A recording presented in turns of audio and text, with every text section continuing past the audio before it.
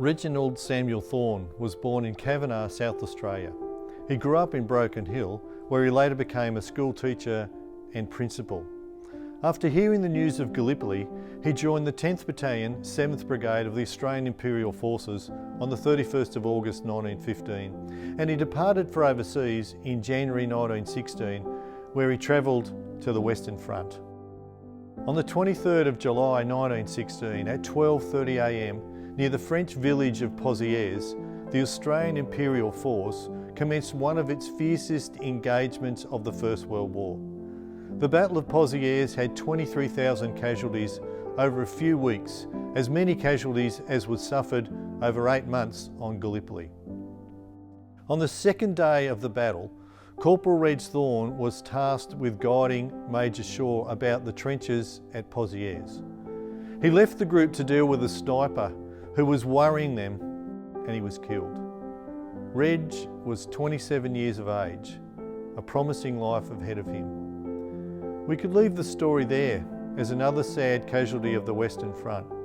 However, there's something that drove his inner being, his love for God, and what the life of Jesus meant to him. On the day before the battle, he wrote a letter home.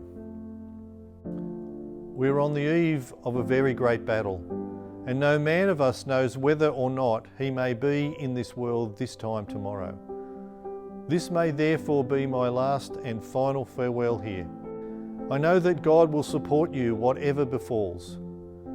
We have no fear, and we should all be thankful to possess the assurance that our partings here are only temporary, and that we shall at last meet in the better and happier world. Should any of our own fall, do not grieve for us, but be thankful that our own rest has come, as will that for all of us sooner or later, and we meet again, as present trials will seem quite insignificant compared with the future joy. Remember, darling mother, that our own end, should we fall, will be most likely unconscious and hence painless. And although we have seen the awfulness of the worst part of the battlefield, we go without fear, commending loved ones at home who are called upon to the great sacrifice of loved ones to God's merciful care. Remember his sacrifice for us. Ever your loving son and brother, Reginald Samuel Thorn.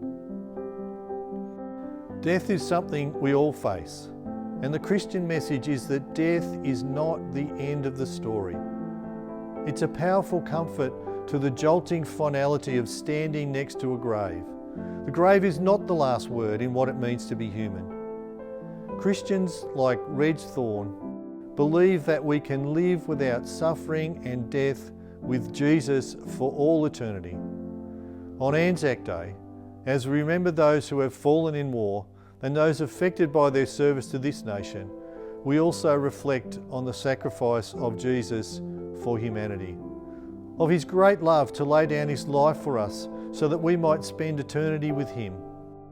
As Reg wrote, we have no fear, and we should all be thankful to possess the assurance that our partings here are only temporary, and that we shall at last meet in the better and happier world.